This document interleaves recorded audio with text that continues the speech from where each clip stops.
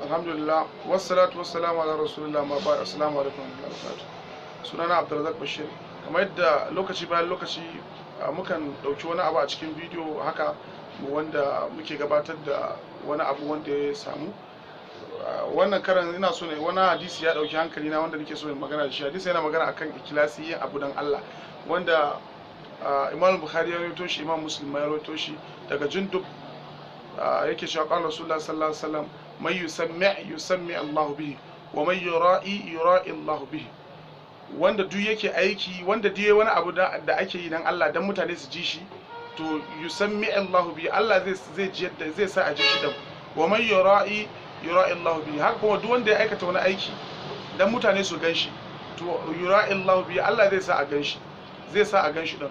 Masu fassara hadisi Ibn Hajar al-Asqalani a cikin Fathul Bari mujallali na 11 shafi na 336 yake cewa qala al-Khattabi yana cewa game da wannan hadisi din, ma'ana hadisin nan, man amina amalan ala ghairi ikhlas, wanda duk ya aikata wani aiki wanda yayi shi ne ba dan Allah ba, inna ma yuridu an yarahu an-nasu wa yasma'uhu, yayi aikin ne kawai dan mutane su ganshi su ji shi, to juzi ala zalik, za a saka mashi akan wannan, akan hakan da yayi, za a bashi sakamakon shi ne akan hakan kawai.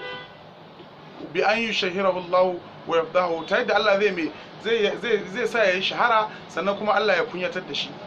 Wa yuzhira ma kana yubtinuhu, kuma Allah zai bayyana abin da ya kasance yana boyewa.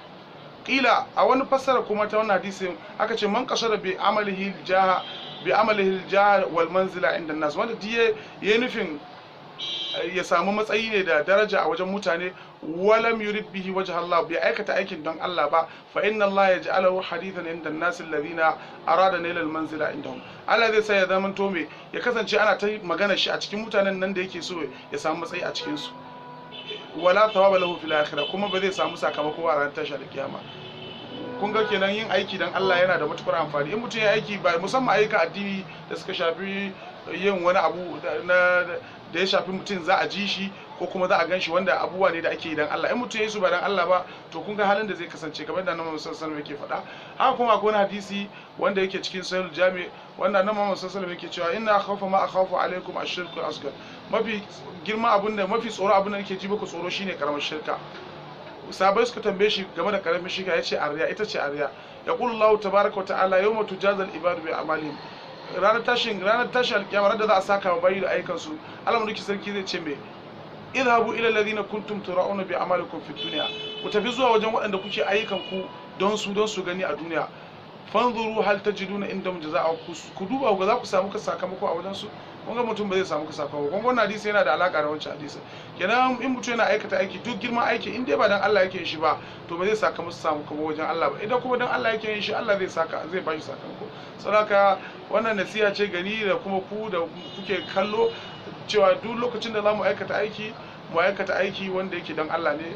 A bidiyo na gaba zan saka wani labarin wani sarki wanda ya aikata wani aiki babba, amma da yake ba don Allah ya aikata shi ba, sai kuma Allah ya kunyatar da shi a duniya, kuma ya bayyana mashi cewa Allah bai karɓi aikin ba.